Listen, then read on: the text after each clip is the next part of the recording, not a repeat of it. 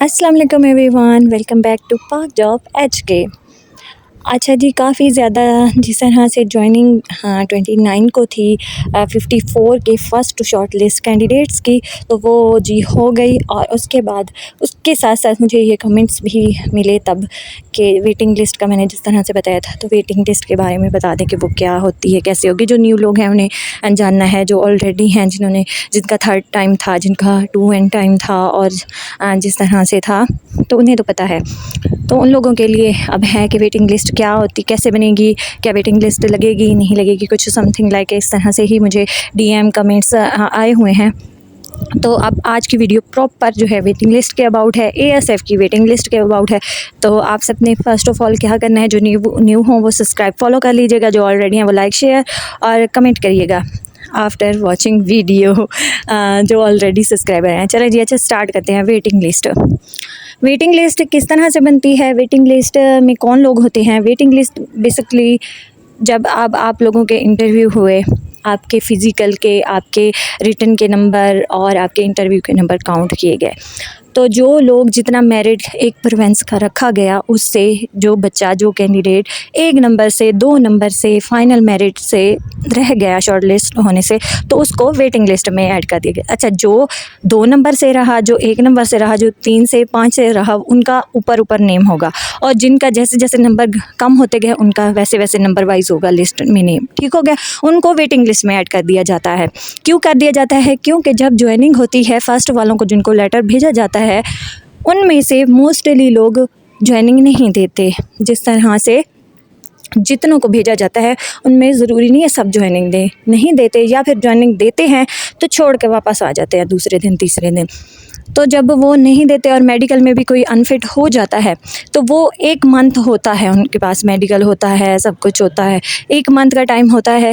1 month जब गुजर जाता है, उसके बाद वेटिंग लिस्ट में जितने कैंडिडेट्स ने ज्वाइनिंग नहीं दी ना फर्स्ट वाले शॉर्ट लिस्ट में से, तो उतने ही वेटिंग लिस्ट में जितने फर्स्ट कैंडिडेट पड़े होंगे ना फर्स्ट वाली, उसमें मीन्स 1 से लेकर 10 तक, 1 से लेकर 20 तक, अगर 20 ने ज्वाइनिंग नहीं दी, अगर 100 ने नहीं दी, तो 1 से लेकर 100 तक जो कैंडिडेट्स है शॉर्ट लिस्ट में, उनको लेटर भेज दिए जाते हैं, सबको लेटर भेज दिए जाते हैं। फिर उनमें से अगर कोई ज्वाइनिंग नहीं देते मोस्टली, या मेडिकल में अनफिट हो जाते हैं, या फिर वो भी छोड़ देते हैं, तो उनके 1 मंथ बाद दोबारा वेटिंग लिस्ट में अब जितने कैंडिडेट्स ने ज्वाइनिंग नहीं दी, 20 ने नहीं दी, तो 100 फर्स्ट वालों को तो उन्होंने जो है बुलाया था। अब 100 के बाद जो वेटिंग लिस्ट में होंगे, उनमें से 20 को जो है वो लेटर भेज दिए जाएंगे।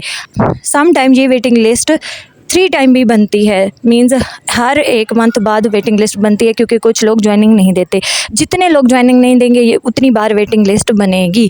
सम टाइम 3 बार भी बनती है, सम टाइम 2 बार भी बनती है, और सम टाइम 1 टाइम भी बनती है, क्योंकि अगर ज्वाइनिंग सब दे दें तो ये वेटिंग लिस्ट। और ये वेटिंग लिस्ट कहीं पे भी ऐड नहीं होती, मींस वेबसाइट पे भी ऐड नहीं होगी, कहीं पे भी शो नहीं कराई जाती, ये ओनली हेडक्वार्टर के पास होती है।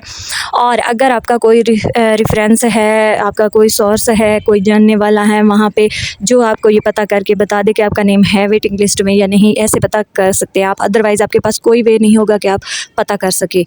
और इसके बाद आपके पास नंबर की भी है कि आप नंबर पे कॉल करके भी, लकी ऐसे होता है वो कैंडिडेट जिसकी वो पिक कर लें कॉल, अदरवाइज़ वो पिक नहीं करते मोस्टली, तो आप वो भी ट्राई कर सकते हैं। बहुत ज़्यादा कॉल्स करने के बाद हो सकता है कि एक बार वो उठा लें, या फिर कोई अपना ढूंढें, कोई आपके पास कोई है जिस तरह से जानने वाला है, तो आप उससे भी पता करवा सकते हैं। ये ओनली जो है हेडक्वार्टर स्टाफ जो है उसके ही पास इंफॉर्मेशन होती है। अदर्स किसी भी डिपार्टमेंट में जो है ऑन ड्यूटी है, कोई है, उसको इन्फॉर्मेशन नहीं पता होती, ओनली हेडक्वार्टर स्टाफ को पता होती है जो वहाँ पे हैं।